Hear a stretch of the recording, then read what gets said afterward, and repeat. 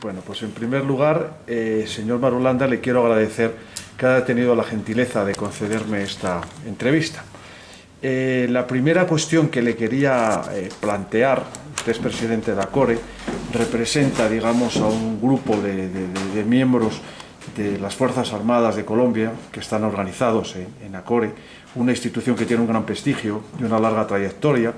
Yo cuando he visitado esta institución con militares de otros países, por ejemplo, he estado con gente aquí de Guatemala, El Salvador, de Honduras, siempre dicen, ojalá tuviéramos en nuestros países una ACORE que nos sirviera, digamos, para canalizar muchas de nuestras demandas y relaciones con la sociedad civil.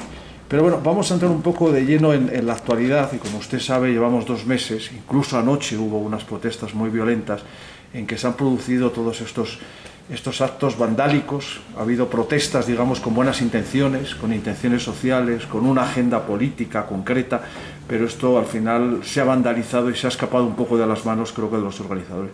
¿Cómo analiza usted el impacto de estas protestas y qué opinión tiene con respecto a las mismas? Ricardo, pues muchas gracias por su cortesía al invitarme a hablar con usted sobre lo que está sucediendo en Colombia. Evidentemente, al lomo de una protesta social legal y legítima, con unas condiciones objetivas que nadie puede negar, al lomo de ellos se está cabalgando un plan de desestabilización para el país. Y eso queda claro, como usted lo acaba de decir, en las últimas horas, donde coordinadamente en 5 ciudades capitales del país se efectuaron actos vandálicos, más que actos de protesta de la comunidad, actos vandálicos que terminaron con el incendio de edificios, la destrucción de vehículos, el bloqueo, gente herida, pedreas, ataques a la fuerza pública y demás.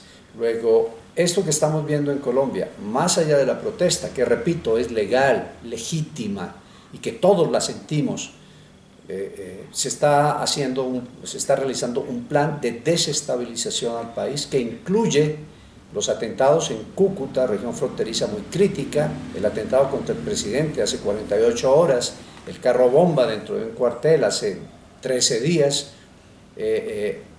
un plan pistola en contra de los policías. Antier nos asesinaron a 3 policías, 2 días antes habían asesinado a 2 más, de modo que sí hay una orquestación para tratar de desestabilizar a Colombia.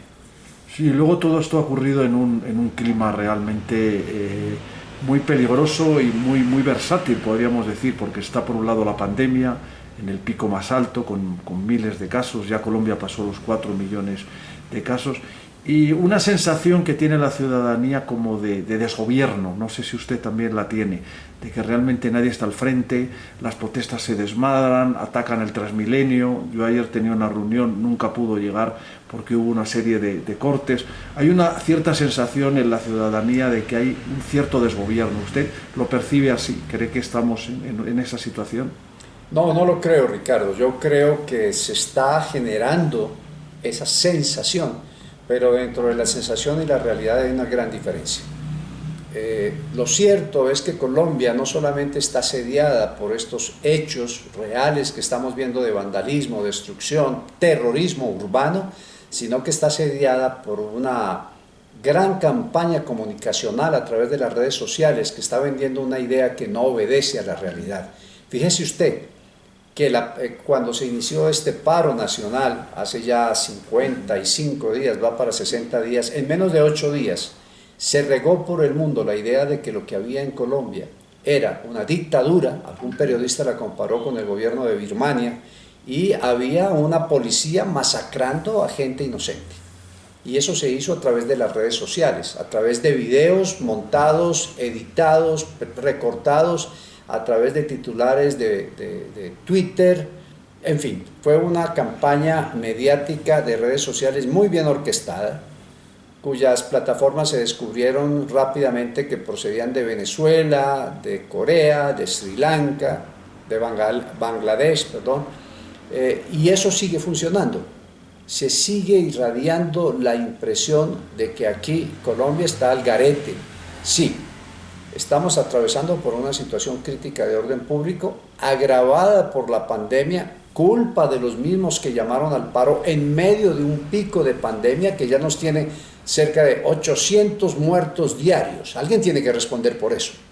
Y eso, por supuesto, ha mermado el entusiasmo de la gente, que está viendo cómo se le mueren sus familiares y cercanos y que está muy cohibida a salir a la calle, y lo que estamos viendo ahora es una preponderancia de los que han querido cabalgar a lomo de esa protesta legal, y son los que están haciendo todo esto. La fuerza pública sigue incólume, no hay una sola queja en contra del ejército, la policía sigue soportando estoicamente los ataques reales y mediáticos, y el gobierno sigue adelante con su plan de gobierno. No creo que haya desgobierno, pero entiendo que puede haberse generado esa sensación. Sí, y lo que sí se ha revelado en estos ya 3 años casi de Iván Duque es que el proceso de paz no garantizó ni la estabilidad, ni la paz, ni el final del terrorismo en Colombia. Estamos en una situación de orden público muy grave. ¿No piensa usted lo mismo, que el proceso de paz finalmente no dio esos frutos que se esperaban? Totalmente de acuerdo, totalmente de acuerdo. No solo eso, sino que el proceso de paz se ha legitimado a través de medios y de campañas, pero no legalmente. Es claro que la mayoría de colombianos le dijo no a ese proceso de paz, y las consecuencias de esa falta de consistencia moral de esa supuesta paz es lo que estamos viendo hoy en día. Un ELN repotenciado, más peligroso que el cartel de Sinaloa y el primer comando de Capital en la región, un ELN, unas FARC también divididas, ambos dedicados por completo al narcotráfico, una producción como nunca histórica de cocaína, una extensión increíble de cultivos ilícitos y un desorden social motivado y activado por estas personas. Luego, el proceso de paz a estas alturas, es inútil seguir diciendo que nos trajo la paz y las promesas de un país en calma y el desarrollo. Por el contrario, el país va cada día económicamente muy complicado, socialmente muy revuelto, y en asunto de seguridad, pues lo puede usted atestiguar. Sí, y luego, por otro lado, a todo este contexto que estamos un poco refiriéndonos, que habló usted de la coca, que tenemos casi 300.000, se dice 300.000 hectáreas de coca podría haber en el país, aunque las fuentes difieren. El panorama político, yo este fin de semana trataba de ver un poco la lista de precandidatos, ya van más de 40, me parece. Añade eso, ¿no cree usted que añade eso todavía más confusión, que la gente realmente no sabe ya ni por dónde tirar, ni ve claras las cosas? ¿No cree que tal ese aluvión de precandidatos añade más confusión a esta situación? Sí, Ricardo, desde el punto de vista político también la situación de Colombia no es clara. Acuérdese que todo esto tiene un objetivo, y son las elecciones del 2020. Quienes parecen... 22, escúcheme, 22. Quienes parecen estar más, no sólidos, pero más claros en su destino electoral es la izquierda. Pero la realidad es que la derecha, tradicionalmente liberal, tradicionalmente con muchas opciones, está buscando. Y en los últimos días han surgido a la palestra claramente unos candidatos que nos han llamado poderosamente la atención y creemos que podrían ser los catalizadores de toda esta inconformidad que hay. Quiero mencionarle el caso de la señora María Fernanda Cabal. Sería fabuloso que por primera vez en Colombia una mujer, y eso está en el ambiente, está larvado en el ambiente, que una mujer asuma las riendas de Colombia, y María Fernanda Cabal ha surgido en una especie de sincronía entre lo que ella dice y que va a proponer su figura y lo que la gente está esperando para poner a Colombia de nuevo en carriles serios. Es por citarle un caso.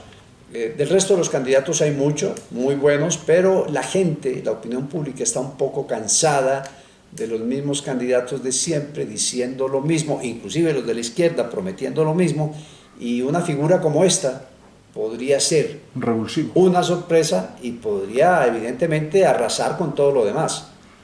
Sí. Y luego ha habido en los últimos tiempos tímidos intentos por parte de algunos militares o grupos de militares de participar más activamente en la política, ¿no?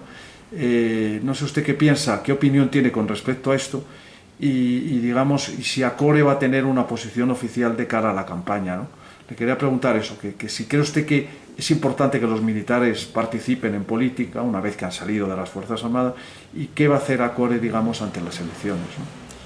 Muy importante, Ricardo. Evidentemente hay una ebullición de organizaciones, cerca de 240 organizaciones de la Reserva Activa, que se ha venido organizando con intención de participación política.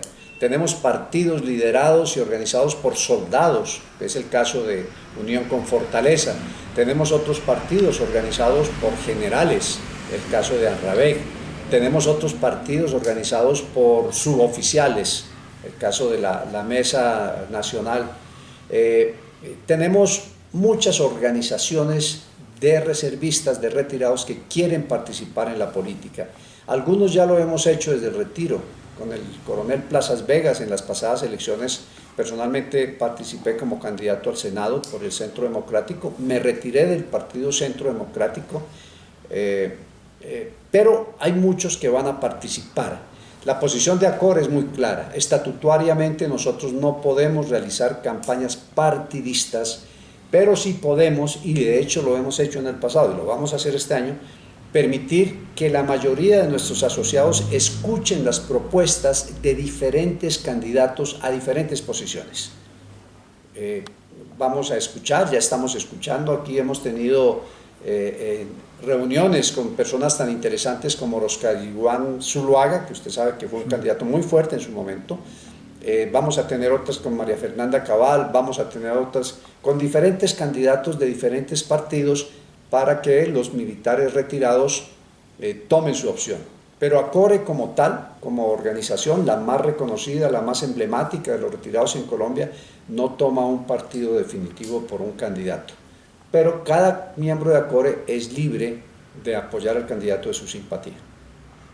Sí, ya finalmente le querría preguntar algo que tiene que ver, ¿no?, con las fronteras de Colombia. ¿Cómo examina toda esta situación de la entrada masiva de inmigrantes, que no cabe duda que son un germen para la inestabilidad en el país, incluso para el aumento de la inseguridad, aunque es un tópico decir esto, y sobre todo una situación en esa frontera que está en un absoluto descontrol, la gente pasando por trochas hacia Cúcuta y demás? ¿No cree que es un elemento que da inseguridad e inestabilidad a Colombia? Totalmente, Ricardo. Mire, la frontera colombo-venezolana, al criterio de ACORE, primero es la frontera más peligrosa de América Latina y es una de las más peligrosas del mundo, solamente comparable a la frontera siria. Y tenemos una migración superior a la siria, en este momento estimado en 4 millones de personas. Y tenemos que ninguno de los dos gobiernos, ni Colombia ni Venezuela, puede ejercer un control real y concreto de esa frontera. En esa frontera es una tierra de nadie en este momento, en donde las FARC, el ELN, el EPL, el Cartel del Golfo, el Cartel de Sinaloa, Jalisco Nueva Generación, el Tren de Aragua de Venezuela, la Línea, están dedicados totalmente a sus actividades delictuales, tráfico de narcóticos, de minería ilegal, de personas, de comida, de combustible. Es una frontera sumamente complicada y de ahí se origina gran parte del proceso de desestabilización al que están sometiendo a Colombia.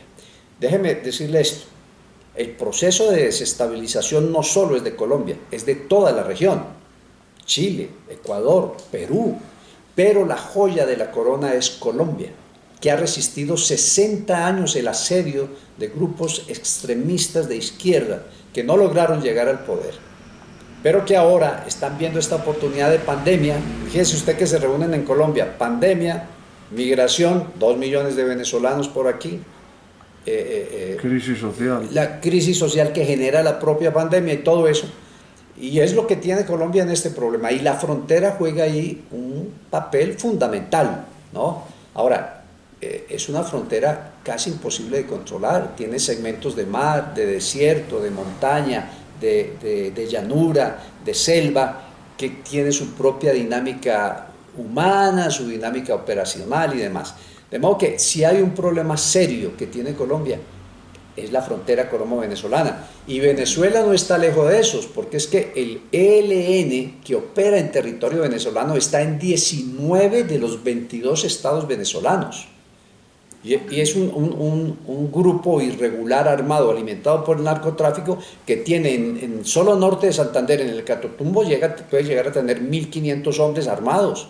Muchos de ellos jóvenes venezolanos reclutados por la necesidad. No tienen que comer, no tienen que hacer, y el ELN les ofrece cualquier migaja y los vuelve soldados de guerra. De modo que es un problema, si hay un problema serio de seguridad en América Latina, es la frontera colombo-venezolana.